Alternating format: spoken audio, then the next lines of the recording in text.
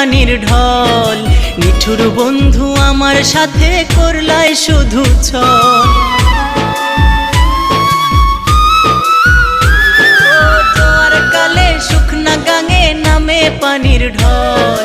নিঠুর বন্ধু আমার সাথে করলাই শুধু ছল।